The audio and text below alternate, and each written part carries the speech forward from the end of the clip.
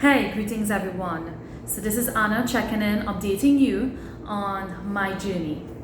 This week truly was a challenging one. I found myself saying sorry a lot, right? I found myself wanting to, be right a lot. But humility is the key, right?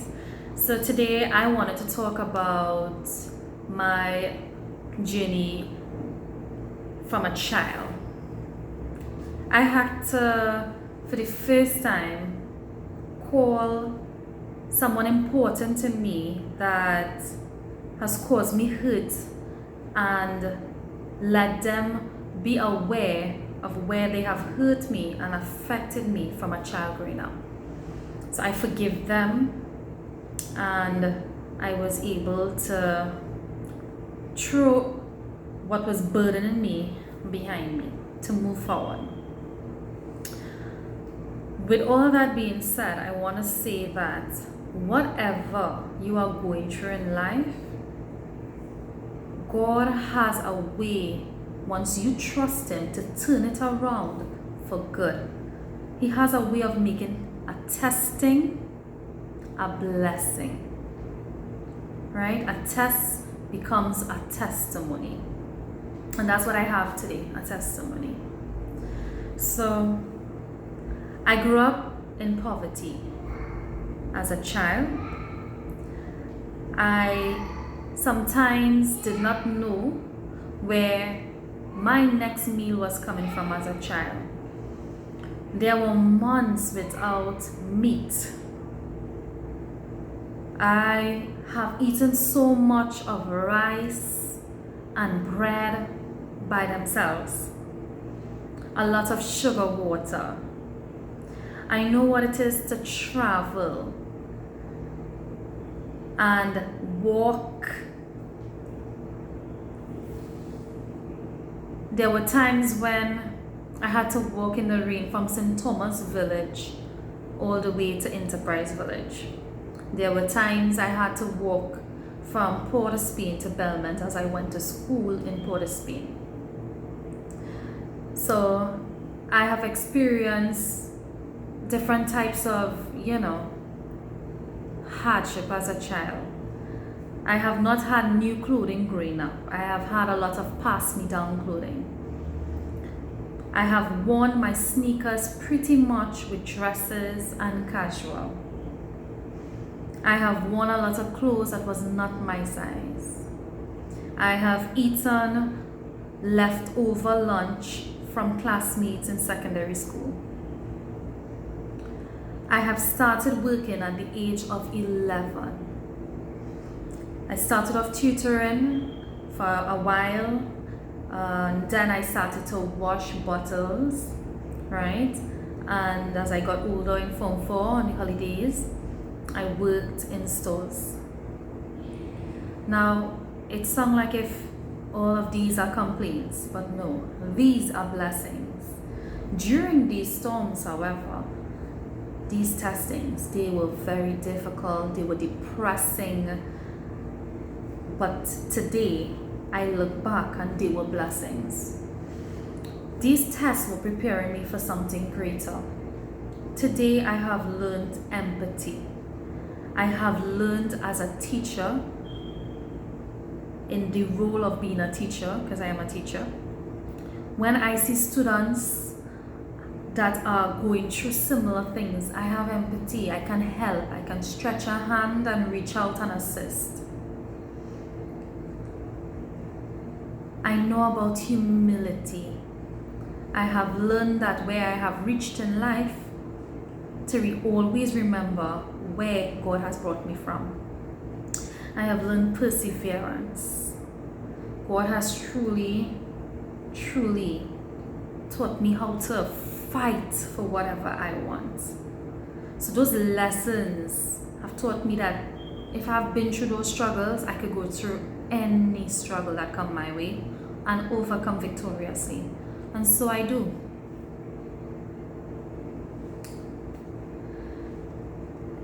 I have learned to comfort, especially the younger ones that are facing challenging times in their life.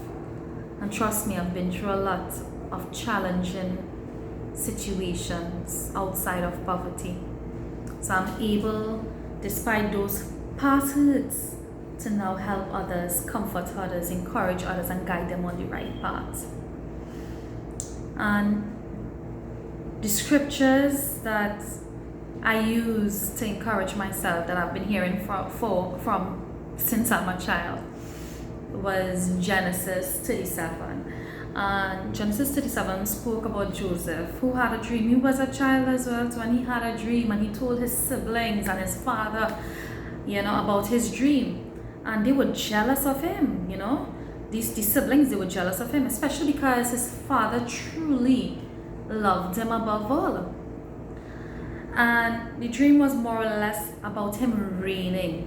And his brothers, they couldn't stand the love the father had for him, much less to have him, the young one, reigning over them. So they decided to sell him. He's a child, he's young. They decided to sell him. Mind you, they wanted to kill him first. But thankfully, Reuben said, no, let's not kill him, let's put him in a pit. And while he was in that pit, they saw some people passing by, Ishmaelites. And Judah said, let's sell him. And they sold him. And he was a slave in Egypt. While being a slave in Potiphar's house, he was so blessed that even Potiphar made him head of his home. The wife falsely accused him, because she liked him, she falsely accused him of attacking her sexually. And he was thrown into prison. And even in prison, he was blessed. While in prison, he helped to interpret the dreams through the gift that God blessed him with. Gift that God blessed him with comes in where you can be used once you do not be selfish with it and you use it in God's name to glorify him. It will take you places. So yes, he used his gift that God blessed him with and interpret dreams and to personnel that were from the kingdom that came into prison. And when they went back out, the king had a dream, and not one of his magicians could have interpreted the dream. And one of the officials, Potiphar's men that was in prison, remembered that Joseph interpreted his dream and another one correctly. So he told the king about Joseph, and Joseph went and shared on this dream. And because of this, he became second in power to the king. He became the king's right man hand.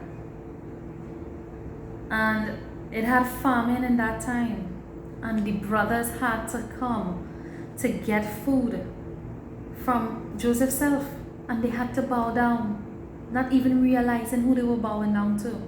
And that dream was fulfilled despite all the challenges that Joseph faced. Joseph was innocent, he was young, he was not loved by his brothers, and in the end, you know what?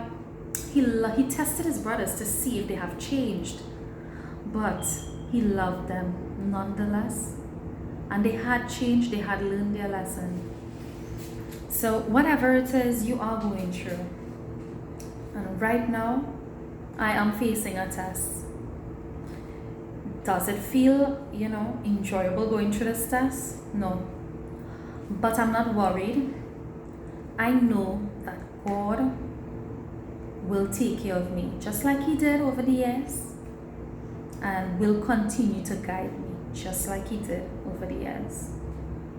So I hope this encourages you.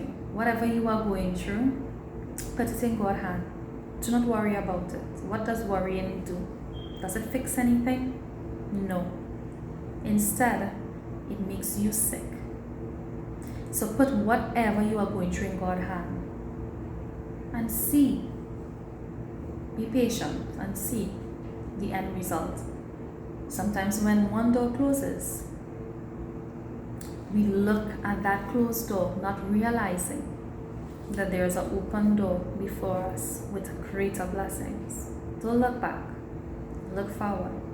Trust God. Be blessed. Shalom.